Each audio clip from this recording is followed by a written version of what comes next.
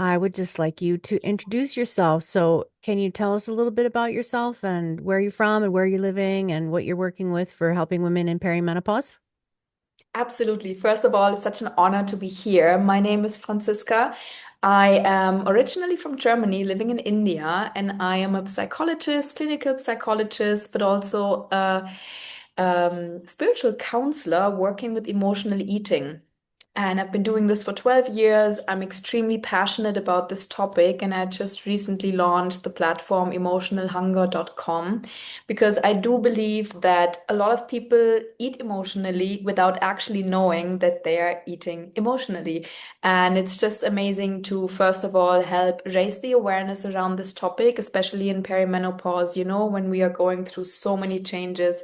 So that's what I do. Yeah, and I think that's really I love that you have the clinical background as a psychologist. That gives, people can have a lot of faith in your training and your knowledge and what you do and your background, but then bringing in the spiritual side to help people who are struggling with eating it. I would like to say that if you don't know, people in our community, um, my doctor told me that we're the most likely to develop some kind of disordered eating in perimenopause. The only group that's higher are the teenage girls. And I was just shocked by that. And, she went on to say, and also alcohol and drug addiction and, the other issues. Um, so, I mean, I have an idea of why that could be true, but what's your take on why that might be happening for us? Oh, absolutely. When we hit that phase in life as women, there are so many changes occurring. And first of all, changes are always something that we are usually not prepared for, right? And now we have changes really happening within the body that directly affect how we perceive our hunger cues as well. So, since there are hormonal changes happening, it really influences directly how we feel that food is satisfying us, how we feel our cravings are changing. Sometimes our taste even changes. The kind of foods that we used to like, we might not like them anymore. And then we might kind of develop these habits of eating things we never used to eat. I already can see it on your face. It sounds familiar. What kind of experience do you have with this? Well, I mean, I count myself as pretty lucky because I haven't really had like big problems with food, Mm. but I have had disordered eating. I did definitely starve myself when I was a teenager. And so when my doctor warned me about it, I really kind of went, okay, maybe I need to look at this a little bit deeper. Because, tracking the food is good. I think it's a useful tool, but I feel like it can also become a little bit obsessive as well. And then you're obsessively restricting or managing your calories. And then eventually there's a backlash to that where you just might Yeah.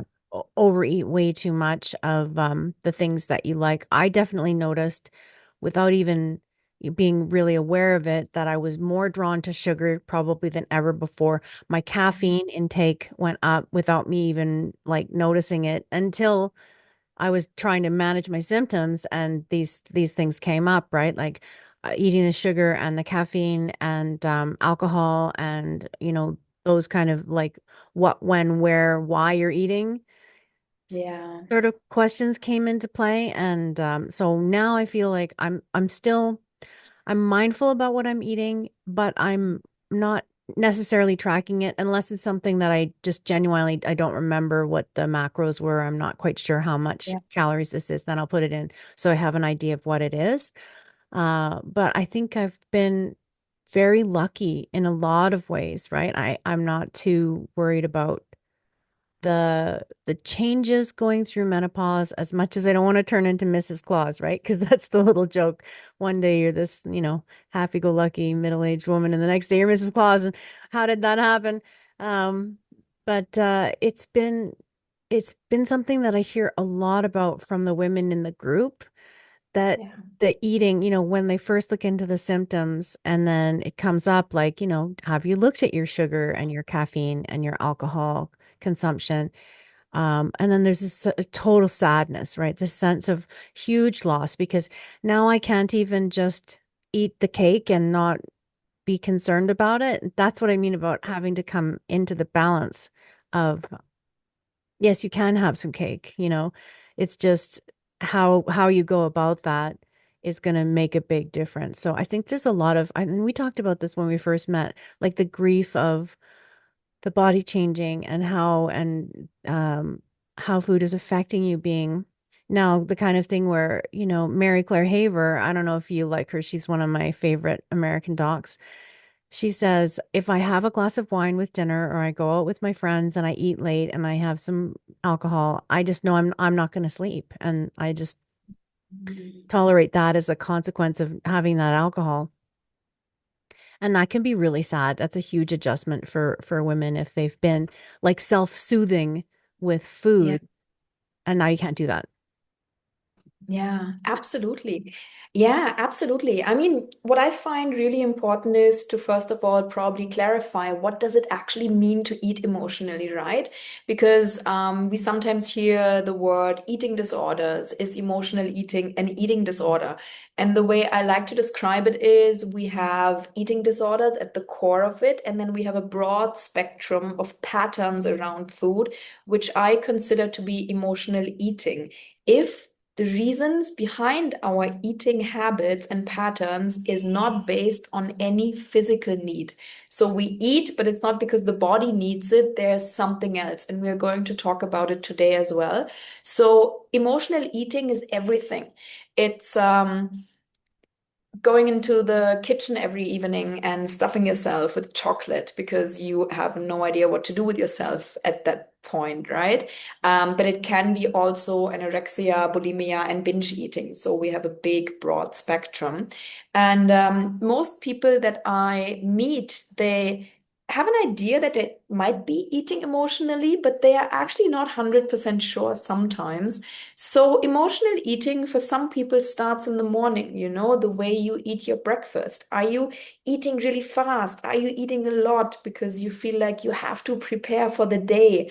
Like this kind of a compulsion can Hmm. be part of emotional eating, as well as going to office and there is a basket with sweets and you cannot hold back, you cannot resist it, right? Like each time you see these sweets, they are literally telling you, eat me, eat me. Hello. Yeah. Hi, I am here. That's part of emotional eating as well. And that sounds very minor and subtle, but we really have to think about why do we eat the sweets? Because we really need them, or is it just because maybe we are a little vulnerable and we are feeling uncomfortable in that moment? We are stressed. I would say very typical scenario that I see is usually for most people, the energy drops down in the afternoon, right? Like Hmm. the The mornings dip. might be like absolutely fine. And then once the energy drops down, that's when we become very vulnerable towards food. And I always tell my clients, watch your energy. When your energy is high, it is less likely that you eat for emotional reasons. When it drops down, that's where things get tricky, right? And it's the same in the evening, usually. We are done with the day. We are done with satisfying our roles in life. We Yeah. were a good wife, a good mother, a good whatever, right? But that evening is when we really feel like, oh my goodness, that's it. That's it. There's nothing else for me in this day, right? Let me have a piece of cake. Let me have something nice, something exciting. That's part of emotional eating as well, right? And these scenarios don't look too obvious because most people who hear that term emotional eating, they might think you're eating like 5 bags of chips or at least one full bag of chips. Hmm. It's not always about the amount of food we eat. It's really about what is the underlying reason why you are eating. If you are not eating because your body clearly signals you that you need nutrients, then there's another reason, and that's emotional eating.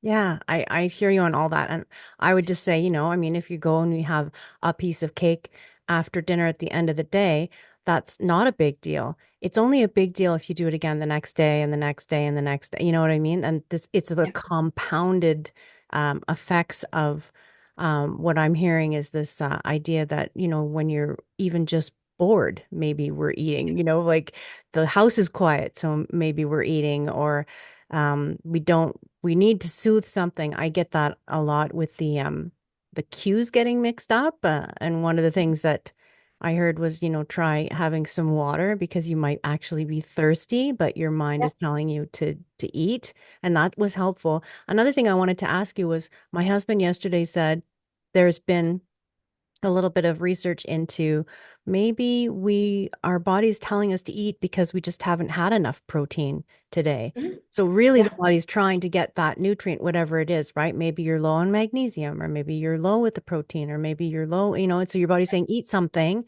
to try to get that. But, we don't necessarily have nutrient dense food in the house. What did you think of that? I was like, oh, that's an interesting take on it. Yeah. That's always the first step that I take with my clients. If someone approaches me telling me I eat emotionally, I always put a question mark behind that. Do you really eat emotionally? Because it's much harder to really work on the emotional eating part than actually figuring out, are you nourished? Does your body get all the nutrients that you really need? And that's usually the perspective most of my clients don't expect, right? They put a stamp on their forehead, I am an emotional eater. I don't do that unless I really have clear evidence of that. So you are absolutely right. And it's the most important step. Before you label yourself, before you judge your habits, ask yourself and really check whether you are nourished, right? You don't have to become obsessed with calories. What I usually focus on are the macros. Do Yeah. you eat a well-balanced diet, which means we need the carbs, we cannot skip the carbs, we need the protein, we cannot skip the protein, and we need fat. So any of those, if we skip them, like I mean, some people are still leaning towards a low carb diet. It doesn't work. You make yourself physically vulnerable. Like your foundation is crumbling. And the more your foundation is crumbling, the more instability you will experience in your behavior around food. So when you are stressed and you are not nourished, you'll eat the sugary snack. If you just had a really well balanced meal, you have more space to really choose. Like you're like, okay, I can see that there might be an impulse to eat, but I'm actually not hungry, right? So your foundation is what matters first.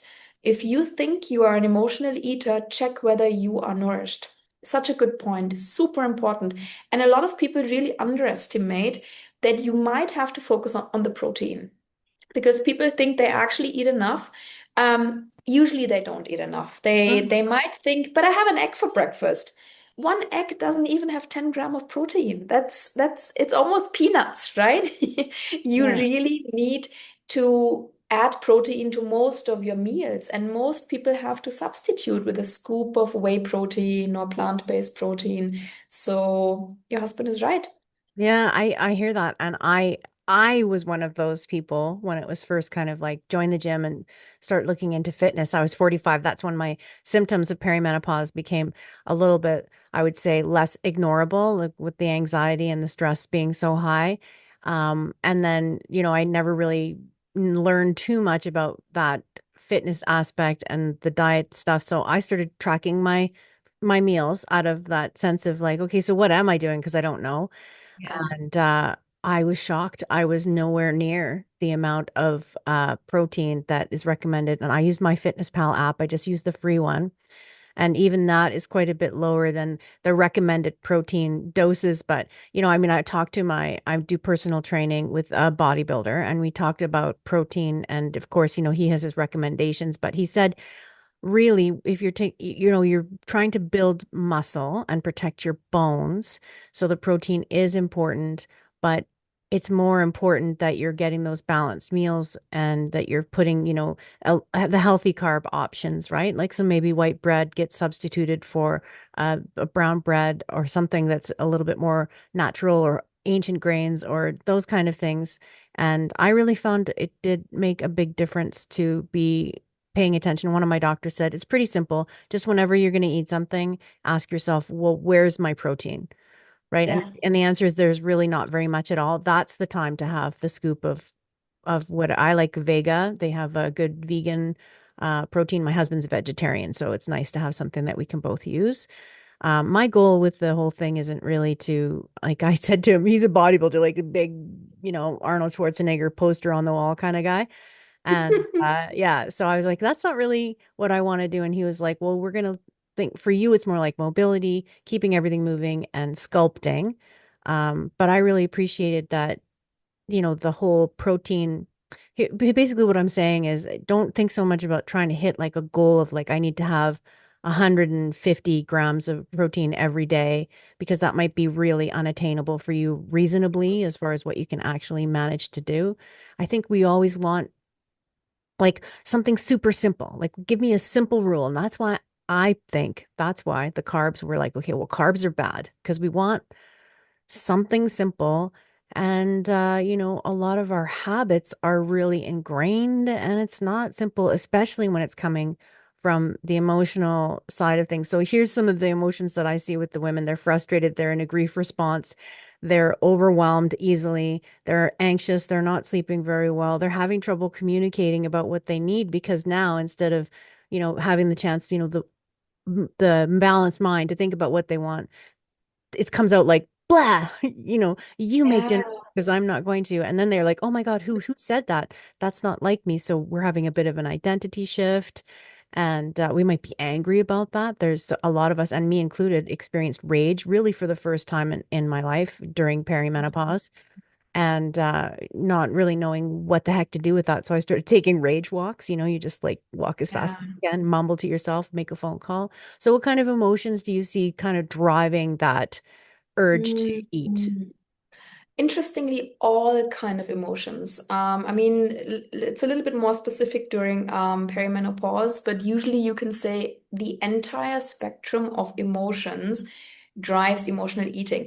And this might be quite surprising because I'm literally talking about the good ones as well. So it's not only the ones that we are not so much appreciative of. It's really, we can eat because we are frustrated, because we are tired, because we are stressed, because we are bored, because we are grieving, because we have rage. But we also eat to celebrate, to appreciate, to sometimes, you might know that phenomenon when people have a drink and they feel like, oh, it feels so good. Let me have another one Sure. because it might feel better, right? Yeah, But yeah. then there's that tipping point where it's, oh, that was actually too much. It's Yeah. the same with food. We might be in a really elevated state, feel really good, and we actually believe adding food to that might even, and this might be quite surprising because I'm literally talking about the good ones as well. Are So you it's not able? only the ones that we are Yeah, not so much. interesting. Are you Able to hear me? Sorry, Because I had some interference there with the playback because yeah. sometimes that happens on the Facebook thing, but I just closed it out. Okay. Yeah.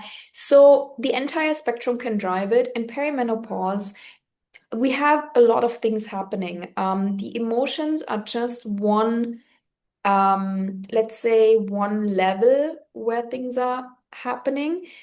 Rage is a big one, especially as women. Usually, we are taught to be more quiet, to not really express these huge emotions. And all of a sudden, the emotions are so overwhelming, you cannot keep your mouth closed. It has to come out literally, right? Yeah. So, what you explained is beautiful. Like you go for these walks, you have to navigate the energy, right? Rage.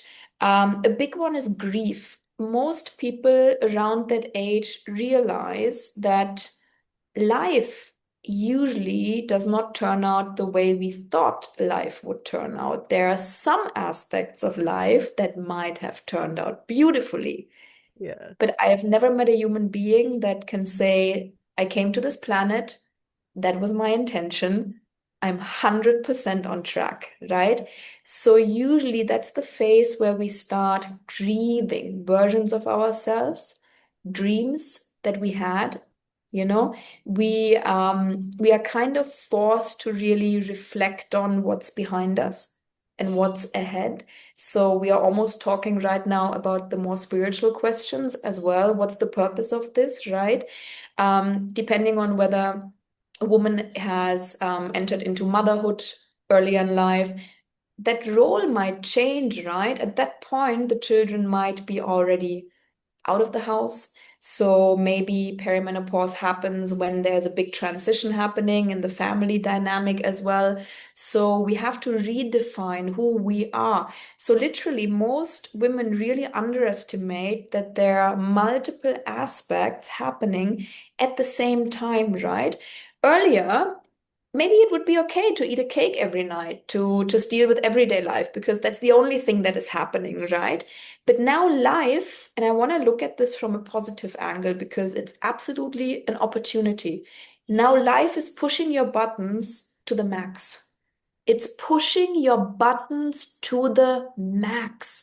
And everyone's focus usually goes to the aspect, but now I cannot eat my cake anymore because I will gain weight. No, life is offering you the opportunity to look at why you are eating that cake, why you were using that cake every night, you know? So now so much is happening. And it's like a crisis point for a lot of women, you know? It's this, oh my God, now like what is going on? But I do believe, despite the hardship that is happening, I always see the beauty in the transformation that could potentially happen, right? We are really forced to look at how we are doing life. How do you want to do life? How do we want to navigate this chapter now, right? Yeah, it just makes me think of I mean, I shouldn't laugh because it's not funny, but of the rate of divorce. Have you heard the stats on that of middle-aged It's women? Just it's high, very yeah. high. And maybe that's partially why, you've been Yeah, looking at the marriage. It's not bad. Maybe it's been okay and everything's all right. And then you get to this point where, like you said, everything is pushing your buttons yeah. and you start looking at your spouse a little bit differently and thinking, is my life easier without this guy? So one thing I will say is I've been running this group for a long time. If that's you, and it was me at one point, I was looking for apartments. I'm actually very happily married. I was really confused at that time. Like I was very overwhelmed and very anxious and very angry. And I just told myself, like, don't make any drastic decisions because what I hear all the time is, when women are on the other side of it thinking, Frank was all right. He made a good barbecue and we liked to watch comedies and, why did I get rid of him again? Like maybe he wasn't really pitching in the same way. And I think that can be really hard for people who've been kind of like men who are like, they're the same, right? They haven't really drastically changed and you're going through this huge transition, it's hard for them. Like my husband said, you look the same as always. I don't see that change, but I can feel that the change is different. And I had to get really clear with like my expectation of him, I would say pitching in domestically. And it's not like he was lazy and it's not like he wasn't pitching in but it's just my expectations or my needs even because of the emotional side of things and asking those questions, as you were talking, I was like, it's really like that transition from the you're going to become the butterfly, right? But in the Yeah. meantime, you have to get into that cocoon and reform yourself. And then it's just a matter of how do you do that? You're in a cocoon reforming yourself and still trying to connect with a partner.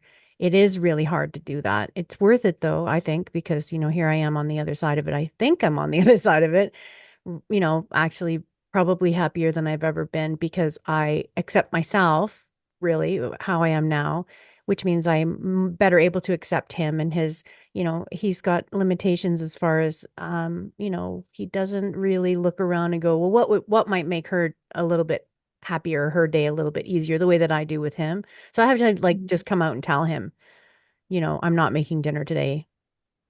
Yeah. So, Yeah. it's cheese and crackers or whatever. Like, well, I'm going to eat leftovers. And he's now okay with it. But for him at first, it was like, where's my sweet little friend that was pitching in Yeah. all the time? And, you know, that's hard. So for anyone who's in that situation where your emotions are out of whack, don't do Mhm. anything drastic. Like, you know, No, it might be the no. time to go back to school, honestly, if you want to really do something different and change directions. I'm not saying don't change directions, but if you've always had a best friend, don't just get rid of your best friend. Maybe let them know that you're going through a thing and see if you can come to a better place with your relationships because it is worth it to put that. And that's another re about relationships. I really see like eating and food is, when you start thinking about nutrient dense foods, you're nurturing yourself, you're nurturing that relationship that you have with yourself. And that's where the gold is through going through this transition is it's not just surviving it and getting through, okay, when am I going to be done? Because that's the question all the time. When am I going to be done? It's how can you utilize all of these lessons that are coming up? So that's really what you're doing with clients. Yeah, Identify, okay, is absolutely. this emotional eating? What does it look like for you? And then what might be behind that? And then what Yeah. can we implement to really help you, not just, because the advice is, well, just don't eat the cake. Yeah, absolutely. So the first step is always figuring out, is this actually emotional eating? Because like I said, we don't have to label you if it is actually just that your physical body is not getting nourished enough, right? That's step number one. And then the second step is, once we are very clear on the fact that you are eating emotionally, we need to figure out why. Emotional eating never happens without a reason. It's just not just a bad habit. It doesn't work like that. There's always a pattern around it. And I usually see people getting stuck on telling themselves, I eat emotionally. This is annoying. I don't want to do this. That's not a description of a problem. That's a symptom. And you are kind of circling around the symptom. But that does not dissolve the symptom at all, right? We Well, need can to I look just at ask the you one thing? problem. Do you think Hmm. that would land under like learned helplessness?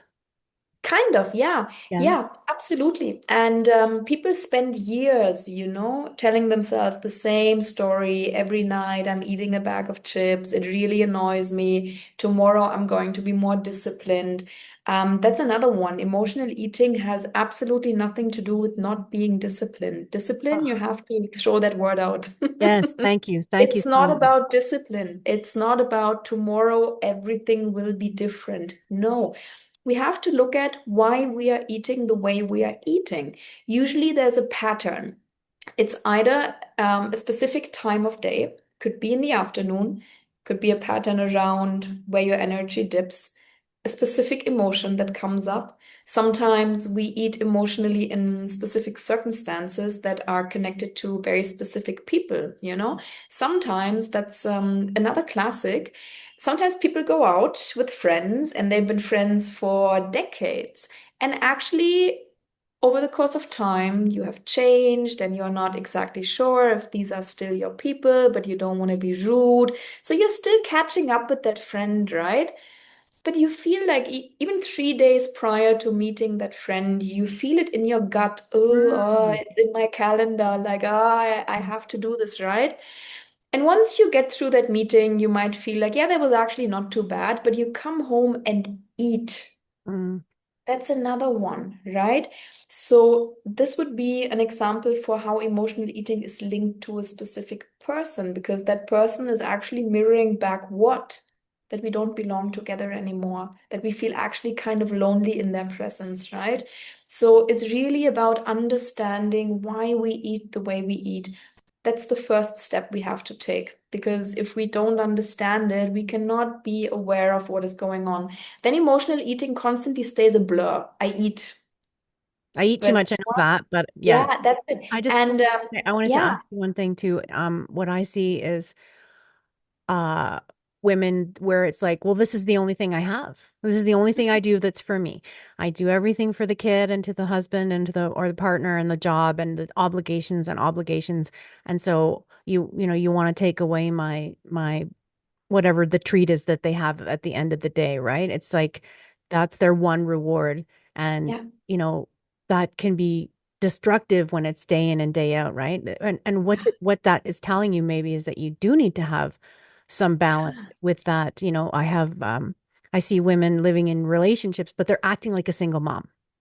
yeah, They have a absolutely. partner and a kid, but they act like they're a single mom and they don't Yeah, say, I'm going to go, let's just say the example my husband and I will use is the gym, right? What do you do when your husband gets up at 7 o'clock in the morning on Saturday and goes to the gym and doesn't come home till 10:30? And his advice is get up at 6:30. You get up at 6:30 and you leave. he will Yeah. figure it out. I mean, he's an Yeah. adult person who knows, oh, she's gone. Where did she go? Yeah. And you sent him a text at the gym, right? I mean, but women won't do that because it's so, Yeah. you know, the pressure to always be there. I think that is Yeah. contributing to the Absolutely. expectation. Absolutely. Yeah. And now you are actually tapping into a topic that is huge. It really is, because the question that comes up right now is, how do we set up our lives? What kind of roles do we play, right? What you were just explaining is the most typical scenario that I usually encounter. And these women are not aware of why they have to eat in the night. Usually, either the kids are still at home or they don't have kids or whatever, but let's say the kids are sleeping, the husband is sleeping, and there's this small window where they can experience ultimate freedom. Excuse my expression, but it's usually like, fuck it, Yeah. this is my moment. I have about 30 minutes where I can eat what I want to eat. No one is going to tell me how to behave, how much to eat, how to eat it, stuffing myself. Female hunger is strong. It's a strong one. And it's not hunger for food, it's hunger for life, right? We are the we are the ones who give birth to life, right? We have so much force in ourselves. If we don't feel seen, validated, and appreciated in our feminine energy in everyday life, we use that small window in the evening to let it all out. It's like a reset button, right? But it's on the physical level, whereas the issue is on another level. It's actually much deeper. It's almost a spiritual one, to be honest. And that's why I really love working as a psycho-spiritual counselor as well, because just physical aspects and just emotions don't do justice to the depth of emotional eating. That's my personal experience. Mhm. And so when we have this kind of a scenario, right, it's painful to look in the mirror and really ask yourself, what do I need in my life? Because from the outside, it looks amazing. You've set your life up the way society expected you to set your life up. And now we are hitting that question, did I build my life because society was telling me to build my life that way? Or did I build my life that way because that's the life I want to live? And then what is the life I really want to live? And usually, when we start adding these kind of questions into the conversations, that's when my clients embark on transformational journeys. Because once you start asking these questions, you cannot stop asking these questions. Like Yeah. you are embarking on a deep dive, and it is miraculous. Not easy at all, but you have to be honest. And I believe perimenopause is actually, like I said earlier, it's an opportunity. It's like nature is giving us Yeah. the nudge Yeah. that most people don't, because we are like creatures of comfort. Oh, That's definitely. Yeah. That's fine. that's just what it is. If God gives us a comfort zone for an entire lifetime, we are not stepping out of Yeah. it. Like, why on earth Yeah. would we step out of it, right? So that's why I always encourage, don't look at the challenge as a challenge, look at it as an opportunity, because it is happening anyways. It's not like you are deciding whether you want to do something or not. Like, you have to do something, right? Yeah. It's Yeah. torturing you what is Yeah. going The on. change is coming for you. So that's Yeah, the, yeah, I think exactly. one of the things my husband and I at one point, because we were both avidly working out, right? And then he's had a back injury and some issues. And so he spent quite a bit more time resting. And then eventually he said to me, it's kind of like you can be in pain because you're laying around and, maybe eating too much or soothing with food, and not as active. And your body hurts because you're not as active. Or you can go and work out and your body might hurt, right? Like if you get a good workout, I was having some Hmm. discomfort in my chest yesterday because of the situation I'm in. My coach and my physio and everybody wants me opening the chest, right? I see that's part of what's happening of coming into my own and accepting myself. And So you can be in pain from that, not the trainer I'm with is really good. I have to say this is the first time I've had like noticeable body pain after a workout. So you might as well, that's his take on it. You might as well choose the one that's going to get you somewhere because laying on Yeah. the couch and being sad and eating and not enjoying your life isn't going to really get you any of the things that you want. But while you were talking, it really made me think about so going through the training to become a psychologist, it's really involved. It takes a long time. It's a lot of commitment. And then I'm wondering, did you start working as a psychologist and then stumbling on this and being like, this is really where the juice is, and I need to go a little bit deeper than what the clinical, because my understanding of it would be, okay, you identify what the problem is. The problem is eating at night. Let's put in some barriers or some reminders so that you don't do that, and that's it. And those things actually don't work because if you're running on Yeah. fuel of all the emotions, it's Yeah. going to, knowing that you shouldn't eat the cake or that you've decided not to eat the cake is not going to stop you from, then eating, I don't know, whatever other thing that's not as great that you happen to have in the house, right? And Yeah. so is that kind of how it unfolded for you, like going into psychology and then? Yeah, no.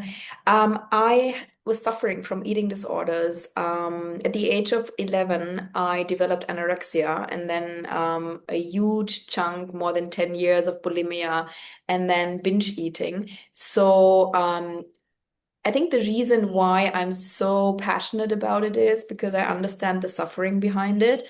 And I've experienced therapists in my own on my own journey that were giving me advice that was so far away from my reality. It was like really removed from what you want to hear. Like, why don't you just have a peppermint tea when you feel the urge to binge? And I was looking at the lady and I honestly, I was like, you know what? If I had, if I was capable of making peppermint tea when I feel like literally storming into the supermarket and eating like an animal, Amazing. Yeah. I would do that. Um, I understand compulsive behavior around food from the inside and from the outside. And this is what probably makes my work so special as well, because I understand that when you have the urge to binge, it's like a switch that flips in your brain, literally. You are not yourself. Like, that's why it's amazing to talk about what you could do when it happens, but you are not in that state of No, mind. you're not You thinking. have to Yeah. no, you have to work with what you are capable of when it happens, right? And it honestly, it's never about what you do once the switch has flipped. We need to see that the switch doesn't flip. That's the cure. It's not about once the switch has flipped. I usually say, you know what? Eat, but eat with love and kindness. Don't beat yourself up. But you are already in a state, it's very hard to control that. And this is what most people don't understand. It's not just about, oh, should I eat the cake? Should I not eat the cake? It's about Not from there. bring on the cake. Like there's absolutely nothing else in my reality. There's only cake. Yeah. And I Oh, want to eat an entire cake. yeah, Yeah. I hear you and appreciate that so much. And I feel Yeah. like that's similar to me in that I studied yoga therapy and I got really into it. And I thought for sure, there'd be something about perimenopause because I was studying at the university just down the way at Mount Royal. And we got into all the material and I was looking and looking and looking, and there was one paragraph in my pathologies book on menopause. And Mm, that was it. It just said we, may have troublesome symptoms such as hot flashes. And that's all it said. And I mm, was really disappointed by that. And so I kind of, all the menopause stuff is more self-led. And I took a course with Dr. Sarah Gottfried. She's gone back to her maiden name, Cazal, which was really eye-opening. But I think it has like a different flavor, shall we say, when you're coming at it from, I've lived through this kind of experience. And now yeah. I can guide you based on what I have seen and what I've experienced myself and the things that have worked for me. And absolutely, I agree. I think that the one thing I would say about eating is once you've already once you're already there doing it, like love it as much as you can, enjoy it as much Yeah. as you can. Don't feel bad about making that decision. It is just one meal. It's not going to tip the whole scale one way or the other, Yeah. right? It's not going to end everything because you had one night. And then, it is the kind of thing where the other thing I see is women white knuckling it. Like, I'm gonna white knuckle it and get through this thing instead of going and finding someone who knows what kind of things work. So how can people find you? Yeah, so the easiest way is to go on my webpage. That would be the easiest way, Yeah. emotionalhunger.com. I'm active on Instagram. It's mainly in How German I right found you. now. I But found you on Instagram. thanks to AI, now things really get translated as well. So it's kind of cool to do it in German, but then you can see it in English as well. Yeah. But my webpage would be the easiest way to get in touch. And that's what I usually say. If you really struggle with this, you don't have to do it alone. I mean, the first advice if someone doesn't want to seek help is usually take a pen and paper for a week, have it with you, and just note down the patterns. Do an analysis of what you are doing. This is in your hands already, right? You don't need anyone to do that. But if you really feel like you are like hitting a point where you know, or you kind of feel like I have absolutely no clue what my next step is, reach out. I mean, that's the easiest way to go about it. And I have seen, honestly, like right now, I have a lot of clients, they have such eye-opening moments. Like we are like literally going through their days and we are figuring out what are like the small tweaks here and there. Because I don't believe in turning your life upside down. Like we cannot do a 180-degree change. Like that never happens. We have to be very realistic about where you stand. What's your energy every day? What are your resources? How much time can you dedicate to this? We need to find one step that helps you to move forward, right? And that's how I usually go about it. Yeah. And Yeah. it's a lot of my clients are usually surprised that it is usually easier than they thought it would be because they thought they need to be more disciplined than they Right. have already tried in their past. And I tell them, we are not working with discipline at all. No. We are working with loving kindness towards yourself and small actionable steps. Yeah. Which is much more attainable, right? I mean, I'm Yeah. I'm a very Yeah. disciplined person, and that doesn't translate No, it necessarily, if you're talking doesn't. about no, and that's No, another way of beating ourselves no, up. Okay, exactly. so I think we covered a lot of really great stuff, and there's a little bit more clarity there. So we're going to make sure that this is available to watch on the Patreon. And when I put it up, I'll make sure that your website is there with a link so they can click it. And if you have anything else that you wanted to share with us, like if you have a handout or an email, like a little freebie for the helpful hint or I don't know, checklist or whatever, you can feel free to provide that and I'll make sure that that's in there. And it's been just really lovely getting to know you a little bit and meeting you Yeah, and talking. same. Yeah, we have so much in common, and I'm really excited for what you're offering because Yeah, you're meeting women with more of what they actually need. We don't really need just the basic advice of eat more protein yeah, and move more, right? I mean, these are things that women can use to really beat themselves up and no more of that. absolutely. That's enough of that. Society's going to do that for us. Let's not join them. And you just keep in touch, okay? I'm going to end the meeting now, and you let me know if you need anything. And it's been great Yeah, having you, and I will amazing. talk to you soon. Thank you so much. Have a great night. You too. Bye. Bye.